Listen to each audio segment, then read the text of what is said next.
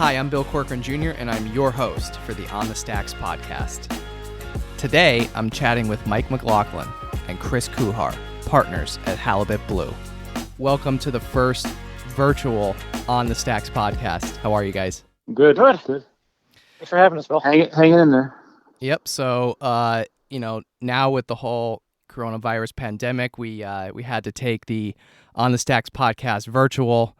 I had a backlog of a handful of podcasts, and I no longer have that. So I've recently transported my studio into my house, and I'm in my master bedroom closet with my nice lawn chair set up and my foldable table and all my equipment. So welcome, guys.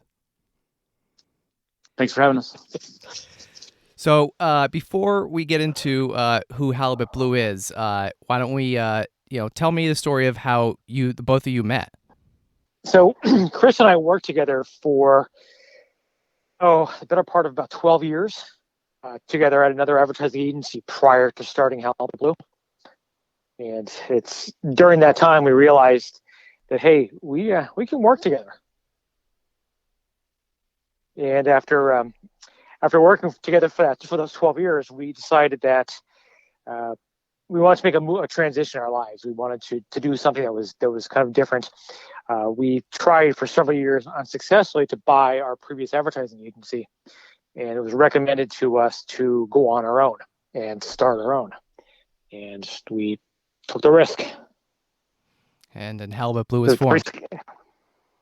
Yeah, it was about almost 11 years ago. Yeah. So you guys just kind of a crazy. Go ahead. I'm sorry. Go ahead. So it's kind of a crazy time crazy thing to do rather during the height of the 2007, 8, 9 recession to start an advertising agency. But I was just gonna say, we did it. So what year did it start, and how old were you guys when you guys made this move? It's 2009, October 2009, and I guess it was 35, 36. So you guys have been in business for how many years now? Just over 10, almost 11 years. And Mike, how about you tell me a little bit about Halibut Blue? Who is Halibut Blue, and what do you guys do? Halibut Blue is an advertising agency. We're based in 40 Fort in the 900 Rudder building. We're a full-service agency. We provide any type of advertising, branding, website development services to clients, both local, national, and international. It's kind of interesting in that being based here in northeastern Pennsylvania, there's a lot of really great clients that open their North American headquarters all along the I-81 corridor. And we've always had a sweet spot for manufacturers. And for us, the larger the client, the easier it is to work with. We find we don't have to, there's no education as far as the whys we do things or the how we do things. It's just often just a short exchange back and forth and getting things going, getting things moving. We've, since our inception in 2009, we've grown a little bit. We're up to about any given time with about 40 active accounts. We worked with, I'd say, just shy of 200 different companies.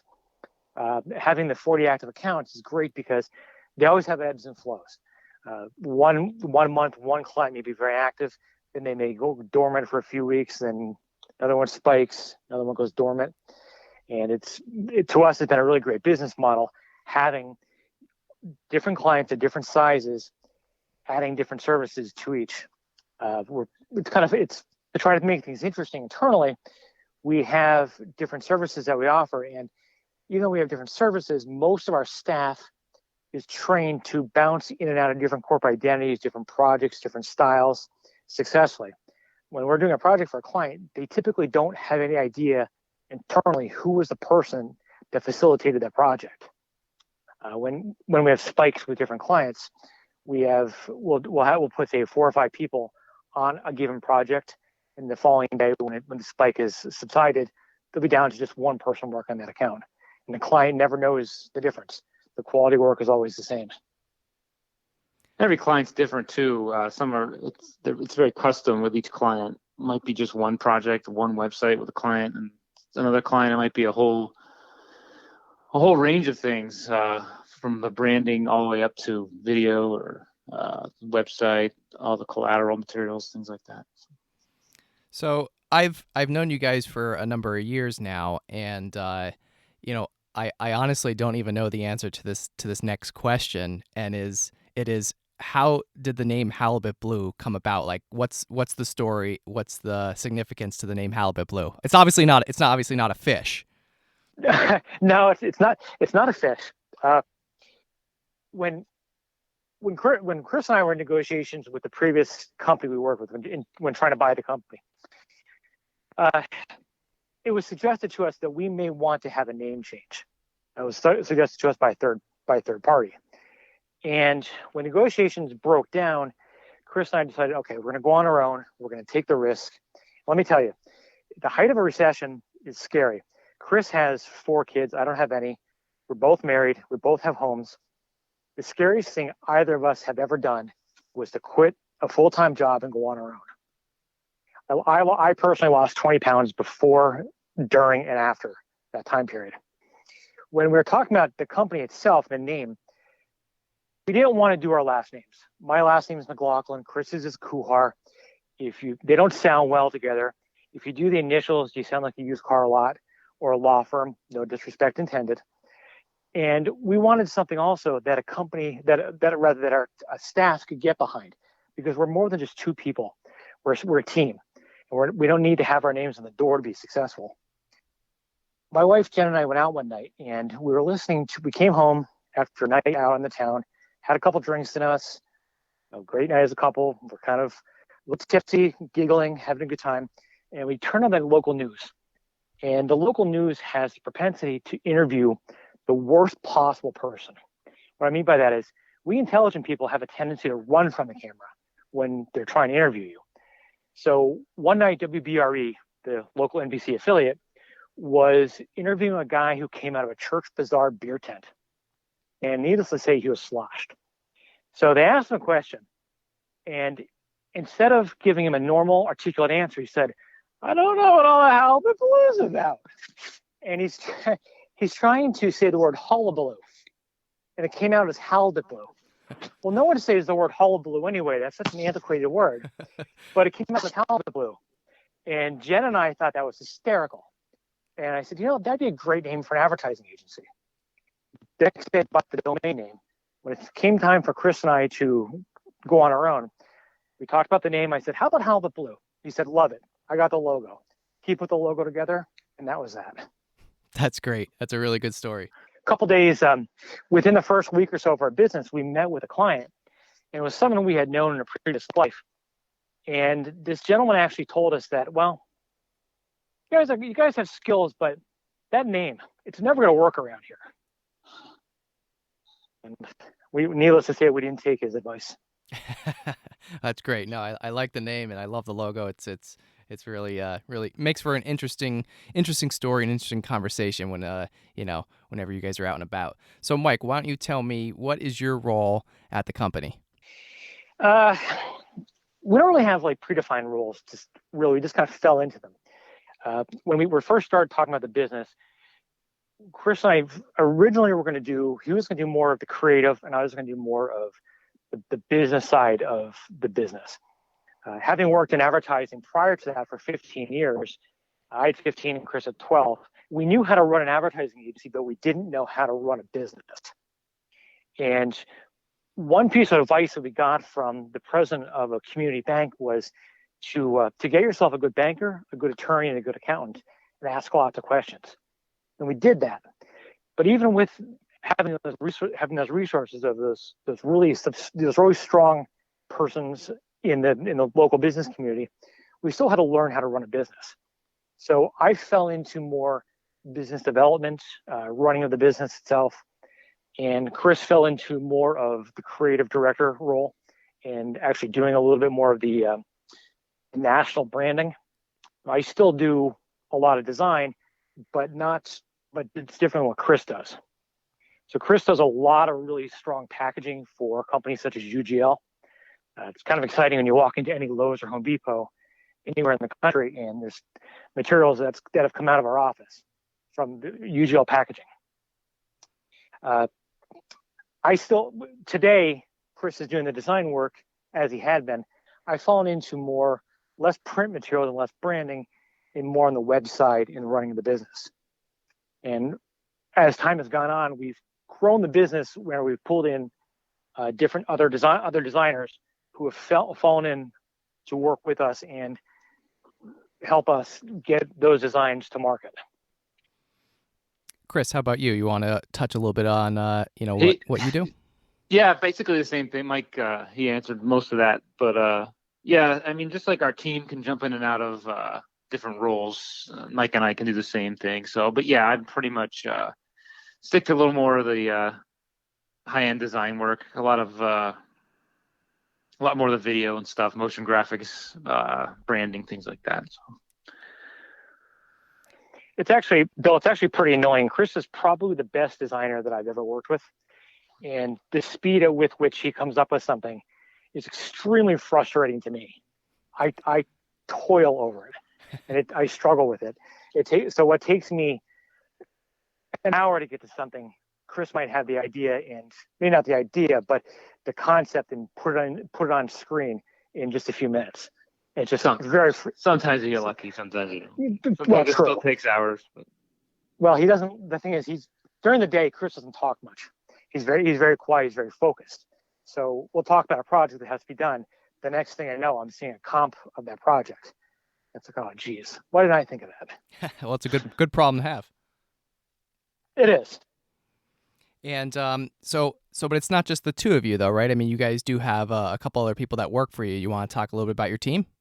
Sure. We have. We're very fortunate. We have some really great designers that have worked with us.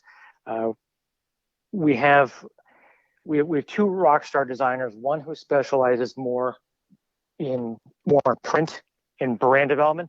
Another one specializes more in web development. And it's interesting. The two of them work very symbiotically, and they confer back and forth with one another. And they work sometimes independent of us to put something together to show us what the actual work is. Even though we're a small company, we still put out a substantial amount of work. And we don't think we can be where we are today without having Becky Franz and Colton Schools as our senior designers in our company. In addition to that, we have a team of collaborators that we bring in on a project-by-project basis. We do not call them vendors. We do not call them freelancers. They're collaborators because they actually help us bring whatever the client's message is to light. And I will say that when those collaborators that we do have, they're providing support materials to us. So all design work is always done in-house. The web stuff is all done in-house. But if we need, say, photography or some public relations, and there's a few other services that we do have these collaborators that help us periodically. So total, we're a team of about 13. So I kind of want to shift gears a little bit here, and I saw something that you guys shared recently. I saw it on Facebook. I saw it on LinkedIn, and it's an initiative that you guys started, and it's called Halibut Helps. And I want you to tell us a little bit what that's about. And I think right now in this moment in time, perspective is everything. With this whole coronavirus pandemic and uncertainty, and you guys started this Halibut Helps to help nonprofits, and you guys are out there saying, how can we help you? So you want to talk about that a little bit? We're very lucky. We're very lucky. We were given certain gifts, and the gifts that we're given are on the artistic side, the branding, the creative, the marketing, the execution.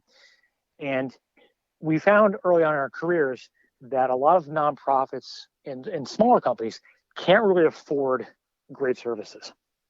And we as a company decided at a certain point, when we had the staff, we had some time that we could allot to it, we started doing work for nonprofits. And right now we work with about 3 or 4 different nonprofits on a regular basis. And it's just something we've never really talked about. It's just something we felt that we should do because, again, the area's been good to us, so why can't we be good to the area? And with this whole craziness that's happening right now, we know that a lot of nonprofits don't have the ability to get their message out like they should, or they don't know what to do. They don't know where to turn in a good time, regular times, they don't know where to turn or have the ability, but now especially. So we launched the initiative Halibut Helps, which is we're offering our services to any nonprofit, assuming that their needs are within our scope, or that we have services that we can supply to them to help them get whatever they need to get done, get it out, keep their fan base, their client base, customers, their patients, whatever is necessary, keep everything going during this nutty time. Yeah, I think that's great. So how can a local NEPA nonprofit benefit from your services? What do they need to do? It's simple. Just go to our website. We put a message up on our homepage of our website, and it's the first part of the message. It says, "Hey, we're shut down just like everybody else. It's business as usual, working remotely." Bill, just like you said you're standing in you're working out of your closet. I'm standing in my master closet because it's the most quiet room in the house. So even though we are working remotely out of our home offices, all I have to do is go to their website. On the homepage, there's a section that says Halibut Helps. Go to that page. Very simple, brief description as to what we're doing. There's a contact form. Anybody can go there, fill out the contact form. Let us know what you need. And if it's something that we can do, and it works out to be a happy marriage, then we'll be glad to do it. I think that's so cool. I think that's really great that you guys are doing this. And I know you guys are very generous and charitable, and you've worked with a number of nonprofits over the years. You want to talk a little bit about maybe one or two some of the nonprofits that you work with and what you guys have done for them? We started working with Candy's Place, a cancer wellness center, a few years ago. Actually, many years ago by this point. And I didn't know much about the center nor what they did. To be a Wyoming Valley resident and not have cancer touch our lives it's very unusual. So we were hired originally to do some work for them, and we treat it as just a normal job until we got to know who they were. And once we got to know who they were and what their mission was, we just stopped invoicing. So we've done websites and logos and collateral materials and brochures and social media graphics and lots of different things. And now actually I sit on the board of directors for the facility. And it's just such a great organization that I just couldn't see making money off of them. Yeah, that's great. I mean, I think that's really a tremendous thing that you guys are doing. And like I said, I mean, during this very uncertain time, in the world right now, perspective really is everything. And you guys stepped up and are saying, how can we help? And you guys are offering free services to local NEPA nonprofits. And I think that's really great. We don't have N95 masks. We don't have gowns, but this is something we do have. And this is some little way that we can help. And when Chris and I first started talking about the idea, Chris just said we had to do it. That's great. Well, kudos to you guys. So what motivates you guys, Chris? Do you want to talk about that? That's a tough one. I think it changes throughout your career. I think in the past I was probably motivated more by design trends, competition, just obsessed with just being a better designer. That just motivated me to be better and better. I think now maybe things change as you get older. You get motivated by different things. And I think my family probably motivates me now, just trying to be the best I can for them. So that's great. And that actually kind of leads me to my next question. Chris, how do you handle work-life balance? I think you have 4 kids, and that's 4 kids. How do you do it? 16, 14, 12, and 10. Their ages are 2 boys, 2 girls. Balance is a tough word. I don't think that really exists. But there's not much. When work is busy, kids are busy. I help coach a lot of them. House projects, it's pure chaos. But we try, and I'd say it's pretty tough, but we do the best we can. As far as balance, though, right now it's pretty good balance. We're home. The kids are home too, so there's a lot of time to get all that stuff in. So now's a nice time for balance. But how the heck do you get anything done right now with all the kids running around the house? Oh, they like to hibernate a lot. they like to play their video games or get on video chat with friends. So there's moments of chaos. We all get together for family games or a family movie or meals. Other than that, they're doing a lot of their own things. We try to get outside once in a while. Today was a great day, but yeah, it's not bad. It gets just quiet time. They're old enough that they kind of do their own thing when they want to. How about you, Mike? What's motivated you throughout your career, and how do you manage work-life balance? It's not that my answer is not that much different than Chris's. When you're younger, you want the accolades. It's you want to be told that what you're doing is great. You want to win the awards. You want to make the money. You want to do things that are going to maybe get you some notoriety. But as time goes on, I've learned that it's not every project we do is going to win an award. But as long as that project does exactly what the client wants us to do, then we're happy. Because in the end, it's all about keeping the client happy. Now, to that point, I don't have any kids, and my wife is very patient. So I have a tendency to work a lot more hours than I probably should. It's too convenient to pick up a laptop and flesh out an idea or work on a website development that's been in my head for a while, or something or other, or responding to client emails. Being that we're a small company, we try to pride ourselves on being extremely accessible to our clients, and sometimes to a fault. It's not uncommon where I'll get text messages late tonight, and I'll do the best I can to respond to them. As far as the relaxing part, my wife and I have a little place at Lake Wampaupack. So when I can, which is pretty much every weekend, we jump in the car and go up there and don't do much of anything except for sit on the water and have a couple drinks. That's my happy spot. That sounds somewhere with nice. my wife. That's Are you guys up there now, or in front of a computer? No, we're not. We're in Mountaintop right now, but I think we're gonna head up there in the next couple of days because, well, why not? We can. right? Yeah. Go up there and social distance, right, on the lake. It's interesting because there's such a high tourist. It's such a high tourist area, and many of the tourists come from New York. It's something we've thought about. Well, where makes the most sense to be right now? Is it Mountaintop? Is it up at the lake with the tourists? Even though there's not many tourists, we've seen there's a trend though. A lot of people are renting their places out for crazy cash to people who want to get out of the city. So there's more of an influx at this off season, the shoulder season, than there is normally. Yeah, it makes sense. It's so weird to have to think about this stuff. It's crazy to think about when I leave the house anymore. I have to make sure that I have a pair of gloves with me. Mike, is there anyone that has been a mentor and influence throughout your life? Yeah, there has. There's at different stages of my life, I've had different people who have offered different things. We have design early on. I had a really great one of my first employers at my previous advertising agency. Great guy. I learned a ton of design. Started me down the road with proper business ethics. I've had and still do our accountant. He's a phenomenal guy. His name's Basil Lynch. He gives us the advice that we need, whether we want it or not. And on the legal side, we have great people who have helped us with steering us in the proper directions. But to be honest, probably my biggest mentor was my father. My dad, he passed last year, but he was one of those fathers. He never gave advice and said, "Son, sit down. I have a story for you. I want you to take this piece of advice to heart."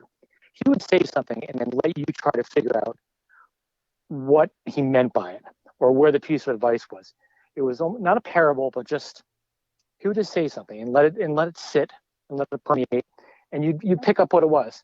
So a lot of my business ethics and my ethics as an adult have come from him. Like I joke that he's the kind of guy I want to be when I grow up. Are you grown at up yet? 47, I say at 47, I'm kind of grown up. I'm standing here in a hoodie and Vans right now. I don't know how grown up I really am. That's funny. Chris, what about you? Is there anyone that has been a mentor and influence, during your career or throughout your life? Not as much recently. I'd say when I was younger, college professors, there was one Robert Nelson, his name was. He was a big influence. Sue Hand, going back even further than that, when I was in high school, she's a local artist. She was an influence and a mentor. Now I'd say I just hope I can be one to my kids uh, and the employees we have. So, shifting gears again a little here, do you guys want to tell me a success story on working with a client? Like, what's a really good success story that you can share? UGL is a big one for me. It's we've done some signage and some packaging that is definitely the result was that big box stores like Lowe's and Home Depot ended up purchasing a ton more product, more sales, and then more signage and more versions of the packaging based on one product. So that's one that comes to mind anyway. Yeah, it's really cool to be able to say you designed some specific packaging, and you're walking in the store and you're seeing the packaging and helping the clients sell their product based on your creation. That's really cool. It is such a cool thing, like, to drive down the street and see an outdoor board that you've done. It doesn't matter how many years you've been doing this. It's still an interesting thing to open a publication and see an ad that you may have designed, or see a TV spot that you may have written a copy for. I hope we as partners don't ever grow out of that feeling, because it is so interesting and so much fun and so childlike to still get excited by that stuff. Yeah, you said it. That's why you do it. That's why we keep doing it. Go ahead. So the biggest success story I think we have, it's not a success story, but the best compliment we have is referrals. So as a company, we don't do any outbound marketing. In our past lives, we saw sales staff or our account executives that were brought on for the wrong reasons and didn't get the idiosyncrasies of advertising, branding, website development. They would just get their foot in the door. Then one of the creative staff, usually myself, would have to get in there and then talk to the prospective client, and then hopefully the account exec would sign that client. We don't do it that way. For us, it is an awesome feeling when we get referred from one client to the next, because we know that client was so satisfied with the way we work, our ethics, our pricing, the quality of work, timelines, the whole cocktail of the relationship, that they've felt comfortable enough to put their name on the line and refer us to somebody else. And that's a humbling thing. Chris, what advice would you give someone, maybe more so from the creative side, since you're more the the creative guy here? What advice could you give, a creative like yourself, whether they're just starting out in business on their own or just a young graphic designer just starting out in a career in general? Any advice? I think any advice I'd give would be to really love what you do, really be sure this is definitely what you want to do, and stay passionate. Do your research, look around you. There's advertising, there's design everywhere. Get inspired by things around you. But that's the whole thing, is to stay passionate, study it, and do your time too. Work for some people that inspire you, work for some talented people, and do your time before you kind of go out on your own and try your hand at it. But that would be the best advice I could give, is do your time, work hard, stay passionate. Mike, what about you, from maybe a little bit more from like the business side? Any advice you can give? I mentioned earlier that when we started, we knew how to run an advertising agency, but we didn't know how to run a business. So speaking from, advertising is its own animal, and website development is its own animal. Running a business is tough. So using right now as a perfect example, on Friday, I mentioned before, we're in the 900 Rudder building. Crazy fun building, but it is a ghost town right now. And Friday, I went to my office in the morning And I spent the lion's share of the day getting tax documents together, getting all the documentation together to do all the programs that are available right now for COVID-19. So I think as a business owner, if you're starting up a small business, you want to make sure that you are prepared for everything that goes into that. It is not just a glamorous little lifestyle that to say, oh, I'm a business owner and I make lots of money maybe, and I drive a fancy car maybe. But no, it's a lot of work and it's hard. So you have to be able to dedicate the proper amount of time and be humble enough to ask questions when you don't know what you're doing. And chances are, and we see as agency, that oftentimes clients will come to us wanting to start a business, and we'll kind of guide them down that path. It's like Chris had to do your research with design. Well, you need to do your research for a small business. And hopefully, if you do your research successfully and you don't make too many mistakes and you get the right team in place, then that small business become a medium business, can become a large business. And the lessons you learn from one, as the company grows from one stage to the next, are invaluable, and they really do apply to anything. So, are you guys currently taking on new clients? And how can someone learn more about Halibut Blue? We're open. We're proud to say that we're not missing a beat. When we opened our doors in 2009, not intentionally, but it just kind of worked out that we were a very electronic office. So everything that we can do in our office, we can do remotely. What we don't have is that face-to-face interaction that does help that sense of collaboration. Hey, come on over here and take a look at this. Look over my shoulder and look at this design. Do you think this is great? We're missing that. But aside from that, or just the general camaraderie that happens with a group that's together, joking around, having a drink, whatever. That's missing now, but we're getting through it. So we'll happily engage a client now.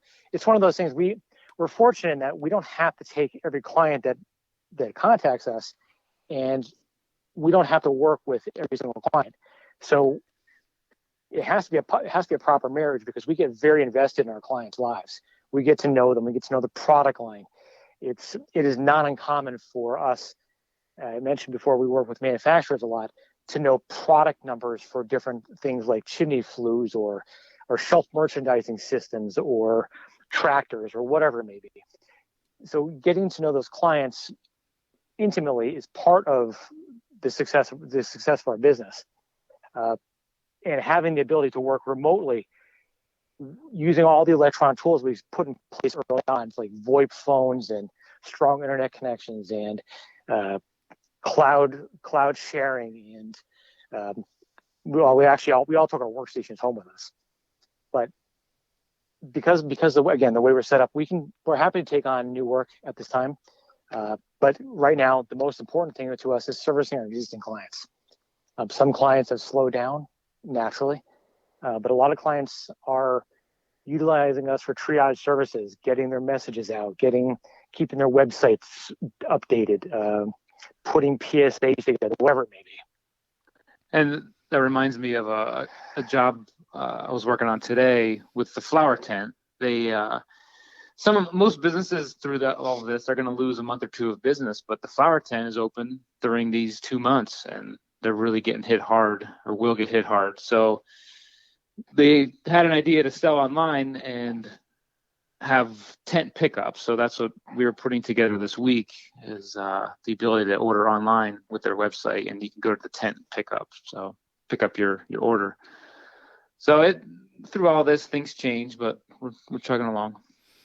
Yeah. So, Mike, I think you were also just saying, about, getting together with people in person. And one other thing I want to just ask real quick, because we're coming down to the last couple minutes here. But what, once this whole social distance thing passes and this COVID-19 passes, what are you guys looking forward to doing, and what's your favorite thing about NEPA? Look forward to thing to do. I'm not gonna lie. Yeah, definitely. There's so much good food in this area, and there's so much good pizza. in this area. I can't wait to just sit down somewhere and around a crowd of people and just people I don't know and just have a piece of pizza and not even think twice about it. Sporting events too. I kind of miss going to sporting events. My son qualified for states in swimming and it was canceled. I don't know if that'll ever happen, but just sports in general, Little League, everything, just getting back to doing all that stuff. Cool. Yeah. And as far as NEPA, there's a lot of good people around here. So it's one thing I like about the area, and also the outdoors. We're outdoorsy people. We're always out hiking or biking or something. So that's a big part of the area for me. We're born and raised here. When Chris and I decided after college that we're plus or minus degrees other thing. We could have gone to work anywhere in the country we wanted to. We had the design shops. We both have a bachelor in art of some sort. Chris has a BA, I have a BFA, and we chose to stay in Northeast Pennsylvania. Our families are from here. We've chosen to purchase real estate and grew our families here. And it's like Chris said, the outdoors are great. It's the four seasons are when there's an actual four seasons. It's phenomenal. It's when you skip from winter to summer, that's not a big fan of that, and vice versa. But like right now, and it's a sunny day like it was today, I love NEPA. Before we wrap it up here, is there anything that I missed, I didn't ask? Or is there anything that you guys want our listeners to know about Halibut Blue? Maybe touch on the Halibut Helps again. Anything at all? Chris, everything you want to add? My dog found me. Can you hear the dog barking? I'm way up in the woods, and I'm in a little cottage that I built for the kids, about 150 yards from the house, and the dog just found me. So if you hear a dog bark, That's all right. Halibut Helps. Yeah, so we're thrilled to get back to NEPA, and it's, don't get me wrong, we enjoy having nice big corporate clients, doing corporate communications and getting heavily invested into their lifestyle, their culture, but at the same time giving those services that we provide, those national level services, providing those to nonprofits in NEPA is something we feel strongly about. And we're happy to help as long as it makes sense to both parties. So if anyone out there is listening, which I know they do, to go to halibutblue.com and to click on the link for Halibut Helps, and simple application. We don't do nothing formal.